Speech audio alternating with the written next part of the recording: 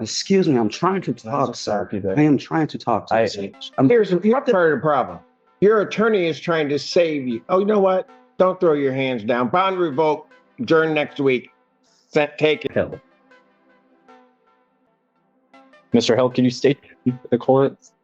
Jose Rafael Hill. Good morning. Good morning. We're going to need to deal with this violation.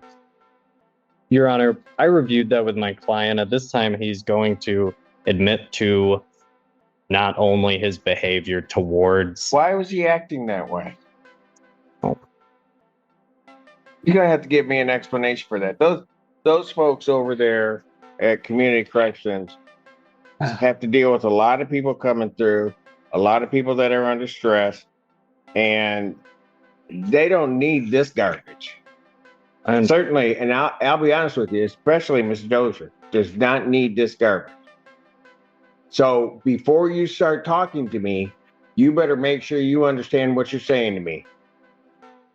And, Honor, before the violation issued, right after the intake terminated because of behavior at the intake, Mr. Hill came to my office. We're clear. It's not just his behavior. She had to call officers in, try to deal with it, and still tried to do it, and he still didn't do it, and he didn't complete his intake.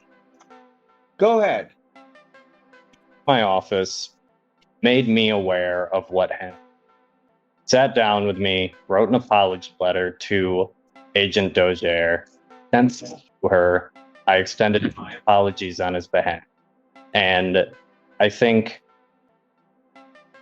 to try and put this into context, and he acknowledges there's no excuse for it, but to try and put it into context, Mr. Hill has had medication stolen. He's prescribed medication for a mental health diagnosis.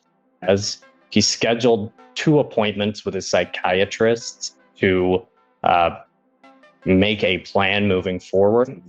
And after sending our apology letter to Agent Dozier, one thing Mr. Hill brought up was if his social worker was present at the time of intake, I think that might help him regulate his emotions, but he's still trying to get back on the medication that he's prescribed.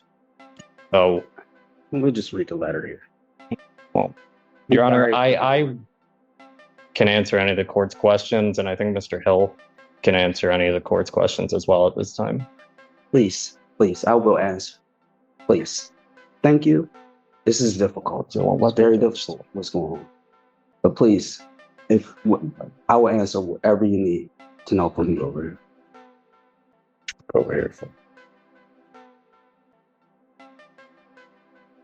I did not expect to go to that meeting and that happen. That's for sure. I'll be open. I'm an open person. And I was just opening up to Miss Dozier about my... No, you weren't. You were interfering with the intake process. She was just trying to get certain things done.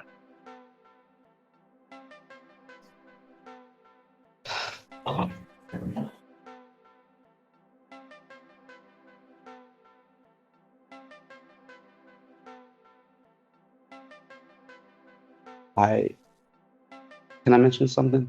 Go ahead. I was talking to Miss Dozier in a meeting, and there was some confusion. I was confused, and I was explaining to her why.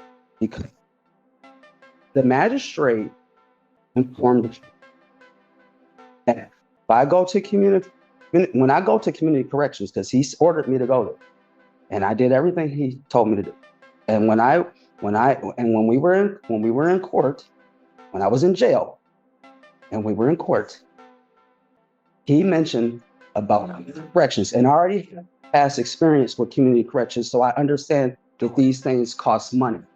And excuse me, please, I'm not interrupting anyone, and I don't do that. So if I do, sorry. But once I was ordered to go there, I mentioned the judge in court. I said, Judge, I do not have any money. I just do not have any money, Judge. And he said, that's okay. Community corrections will not turn you away if you do not have any money. So when I went to community corrections and met with her in her office, I mentioned that to her. Because she mentioned that, I asked her, is this going to cost me?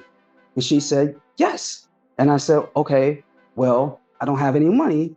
And she mentioned that, excuse me, I'm trying to talk, sir. I am trying to talk to you. Here's part of the problem.